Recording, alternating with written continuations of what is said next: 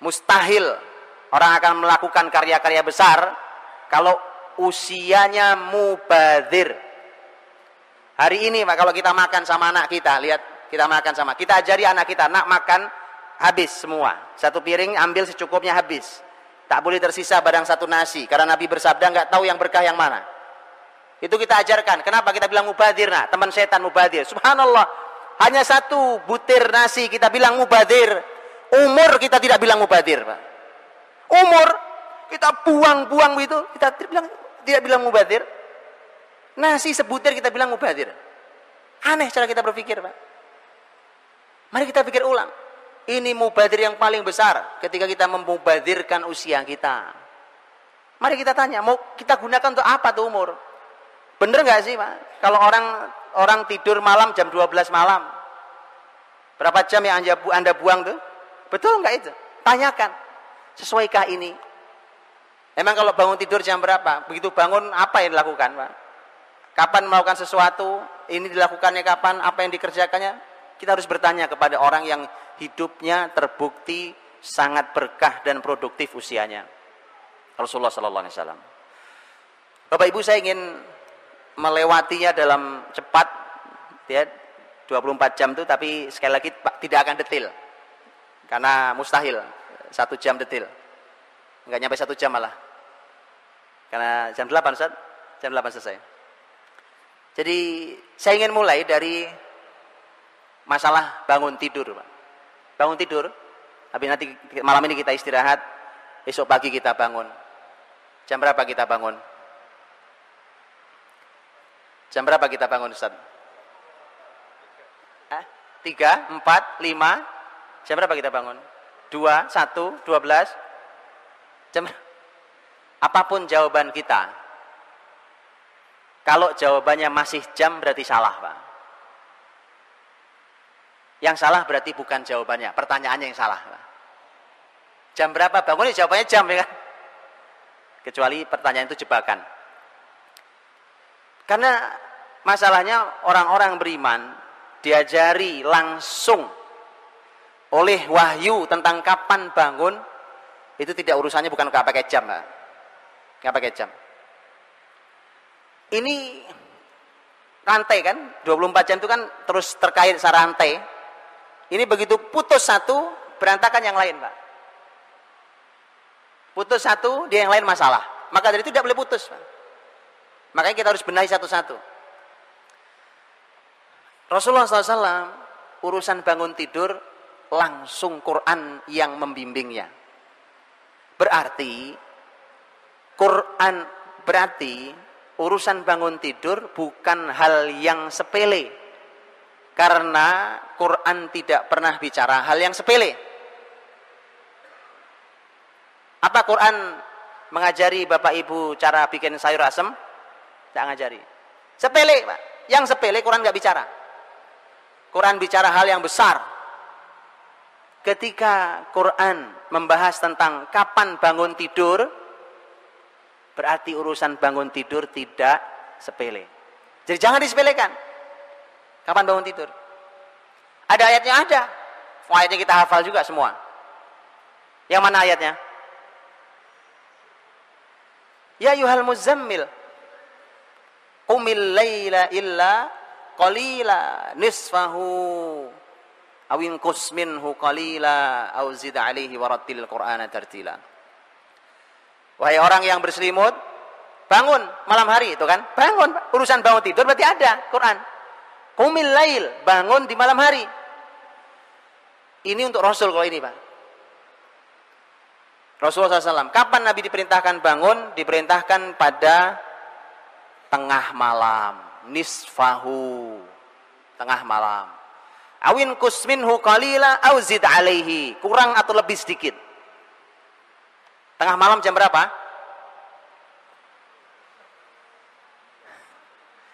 Lihat, Pak, lihat. Mari kita lihat. Mengapa hari ini kita tidak berkarya? Mengapa Islam jatuh di tangan kita? Karena waktu Nabi sudah bangun, kita belum tidur. Nabi sudah tidur, kita masih melek. Jadi kemana? Ya, Nabi ke utara, kita ke selatan. Nabi ke barat, kita ke timur. Nggak pernah ketemu kita sama Nabi. Lihat ya. Tengah malam jam berapa? Gampang caranya. Karena malam dimulai dengan adzan maghrib dan malam diakhiri dengan adzan subuh. Dihitung dibagi 2, itu namanya setengah. Nisfahu. Tengah malam, Pak. Tengah malam Nabi sudah bangun. Kita baru tidur. Kesalahan pertama. Jadi Bapak Ibu, saya pengen Bapak Ibu pegang pulpen kertas gitu. Salah satu ini, salah 2, nanti kasih contreng salah gitu, Pak. Untuk mencocokkan. Pulang, lo kok salah semua, itu lain cerita. Mudah-mudahan nggak salah semua. Iya. Nilainya ya minimal 8 lah kan. Nah, nilai 5 nggak lulus, Pak. Nggak lulus. Masalahnya kalau umur itu tidak ada ujian ulang. Nah, udah lewat. Baik. Jadi Nabi SAW diperintahkan Allah bangun di tengah malam. Kalau tengah malam bangun, Pak, Bapak Ibu rahmati Allah, itu kan buat Rasul. Karena memang mukhatabnya, seruan di ayat itu memang untuk satu orang. Ya ayyuhal muzammil, wahai satu orang yang berselimut. Rasul SAW. Baik. Umatnya diminta untuk bangun malam, ya. Kita diminta untuk bangun malam. Wa minal laili fatahajjad bihi nafilatan lak asa yab'atsaka rabbuka maqaman mahmuda. Walaupun itu dhamirnya juga satu orang. Tapi Nabi SAW dalam hadis yang sahih, Nabi menyampaikan tentang kapan bangun pagi paling terlambat. Tahu? Kapan? Bangun pagi paling terlambat. Bangun pagi paling terlambat menurut petunjuk Rasul dalam hadis yang sahih adalah pada azan pertama. Azan pertama kapan? Azan pertama itu sebelum azan subuh ya. Berapa jaraknya? Qadra khamsina ayat. Kisaran 50 ayat dibaca. Berapa menit Ustaz? 50 ayat dibaca. Ya 10 menit. 10 menit Ustaz ya. Karena para ulama mengatakan ini ayat yang pendek, yang sedang. Bukan yang pendek, bukan yang panjang. Yang sedang. Ya 10 menit. Paling lama 15 menit. Berarti adzan pertama itu kurang lebih 15 menit sebelum subuh. Itu waktu paling terlambat bangun. Dari mana hadisnya? Hadisnya Nabi SAW pernah menyampaikan tentang fungsi adzan pertama. Kata Nabi, fungsi adzan pertama ada 2. Liyarji' qa'imakum wa yuqidh na'imakum. Agar yang sudah sepanjang malam qiyamul lail segera istirahat. Segera istirahat. Sudah mau subuh. Sudah mau subuh, jadi dia harus segera bangun, harus istirahat lagi. Dia harus segera witir, kemudian istirahat lagi. Karena nanti ada istirahat Nabi SAW di situ. Jadi adzan pertama itu fungsinya yang pertama adalah mengingatkan yang sudah qiyamul lail agar segera istirahat. Fungsi yang kedua, nah ini yang kita bahas, wa yuqidh na'imakum, dan membangunkan yang masih tidur. Jelas? Jadi dalam kamus orang beriman tidak ada kamus tidur kesiangan itu bangunnya, begitu kan? Kalau sekali waktu karena kelelahan luar biasa pernah terjadi bahkan pada Rasul, itu di perjalanan jihad pernah terjadi sekali waktu. Tapi kalau terjadinya setiap hari mah itu mah bukan bangetan namanya, bukan sekali waktu terjadi ya. Dan itu ada hukum fikihnya. Kapan orang bangun di situ dia sholat. Maka Bapak Ibu dirahmati Allah SWT, urusan kapan Nabi bangun diatur. Dan kita ternyata diajari oleh Nabi bahwa ternyata orang beriman sudah harus bangun pagi paling lambat kurang lebih 10 menit sebelum adzan subuh. Paling lambat. Kan dia perlu persiapan, mungkin masih sempat sholat witir mungkin. Atau mungkin barang 2 rakaat mungkin sudah masih sempat. Kemudian persiapan untuk sholat fajar, sholat subuh. Cuma bangun qiyamul lail, bangun sebelum subuh, itu sebenarnya pembahasannya bukan kapan bangun, Pak, tapi kapan tidur malamnya. Penting kapan tidur malamnya. Kapan Nabi tidur malam? Itu pertanyaannya. Dan itu yang harus kita latihkan di keluarga kita masing-masing. Kapan kita, Pak, disuruh Nabi untuk tidur? Urwah bin Zubair radhiyallahu anhu, ini sepupu Nabi, ini sepupu Aisyah. Sepupu Aisyah radhiyallahu anha. Putranya Asma binti Abi Bakar. Dari suaminya Zubair bin Awam. Urwah ini nanti menjadi ulama besar.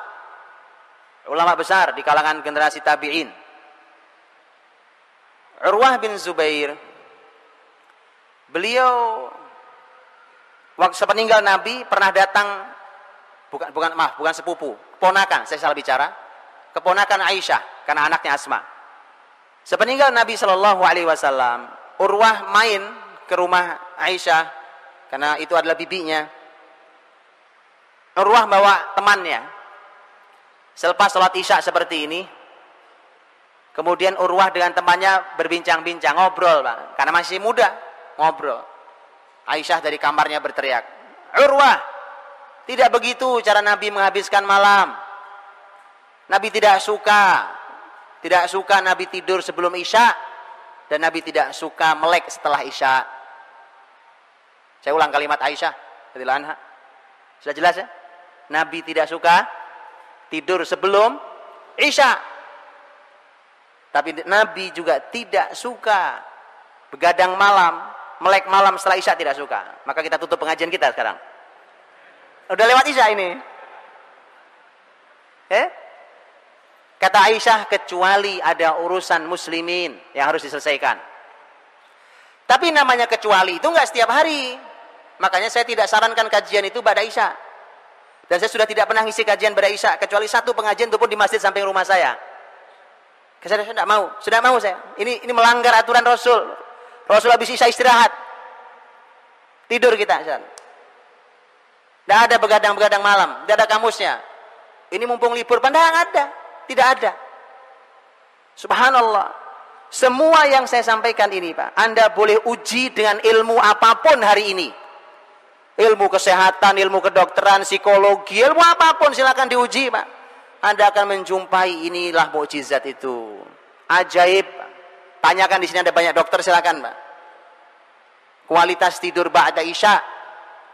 Hitunglah tidur hanya 4-5 jam. Dengan tidur jam 12 malam, tidurnya sama, 4 atau 5 jam. Jauh kualitasnya. Buktinya gampang. Anda bangun masih lemes kalau tidur jam 12, walaupun udah 5 jam tidurnya. Tapi Anda tidur ba'da Isya, tidak perlu alarm, boleh coba malam ini. Atau besok malam, silakan dicoba. Kalau saya tidak sarankan yang orang tua, karena orang tua tidurnya memang cepat. Tidur juga sudah makin sedikit. Yang muda-muda nih, yang masih muda-muda wajahnya Masya Allah. Silakan dicoba, Pak. Silakan coba, tidur ba'da Isya, tidak usah pakai alarm. Dijamin, biidznillah. Dia akan bangun sebelum subuh. Jadi masalah kita bangun sebelum subuh itu bukan masalah kapan bangun. Masalahnya adalah kapan kita tidur. Karena udah putus rantainya sejak kapan kita tidur. Jadi nggak nyambung berikutnya. Baik. Jadi ternyata kita diajari Nabi tidur ba'da Isya. Nah, mohon maaf nih, ini kritik saya untuk teman-teman Arab di Timur Tengah sana. Mereka nggak suka tidur ba'da Isya. Ini kepala saya agak error nih, Pak. Kliang-kliang error ini. Setiap malam tidur jam 12 saya dari hari Minggu kemarin. Ahad, Senin, Selasa, Rabu, Kamis. Kenapa? Karena setiap kita pertemuan itu pertemuan ba'da Isya. Kalau pagi habis sholat subuh itu seperti kota mati. Saya di Jeddah kemarin, kayak kota mati, Pak. Wah, sepi, kayak kota mati. Apalagi hari libur. Antum tiduran di jalan, insya Allah gak ada yang nabrak gitu, Pak. Sepi, bisa main bola itu. Ini tidak sesuai. Makanya pantas Islam jatuh di pusat wahyunya begitu. Saya berbincang dengan seseorang pengajar Quran kemarin. Orang sana pengajar Quran. Beliau mengatakan, ya ini memang salah. Tapi bagaimana lagi? Sekarang ada lampu, ada elektronik ini, orang masih bekerja. Saya bilang bukan alasan. Untuk menegakkan sunnah Nabi bukan alasan. Kalau kita mau beralasan terus, tadi saya bilang selalu punya jawaban. Bisa, Pak. Buktinya bisa. Apa yang tidak bisa? Antum bukan disuruh ngangkat masjid, disuruh tidur, Pak. Nggak susah kerjaannya. Disuruh tidur, bukan disuruh baca. Saya tahu nggak semua orang suka baca. Suruh baca 500 halaman 3 hari, ya itu baru antum pusing. Suruh tidur, masih ngelawan juga, subhanallah. Antum mau perintah apa lagi? Ini perintah paling mudah dari Nabi. Suruh tidur ba'da Isya. Nah, tidur juga. La ilaha illallah. Yuk tidur, Pak, ba'da Isya, tidur ba'da Isya. Sudah. Dicoba, Pak. Ya. Ini subhanallah. Ini konsep kalau antum mencoba, subhanallah. Baik, saya mau tanya, Nabi tidur sehari berapa kali? Berapa, Ustaz? Berapa kali Nabi tidur sehari? Nabi tidur sehari 3 kali. Antum 3 kali sehari, 3 kali makan, ya kan? Kalau ada bapak ibu dokter, saya mau tanya di sini, karena saya sudah pernah tanya kepada dokter-dokter. Apa makan 3 kali sehari itu ada panduannya? Nggak ada panduannya, ilmiahnya nggak ada ilmiahnya. Ada bapak ibu dokter sini? Ada yang berani bertanggung jawab makan 3 kali sehari itu ada panduan ilmiahnya? Nggak ada panduan ilmiahnya, Pak.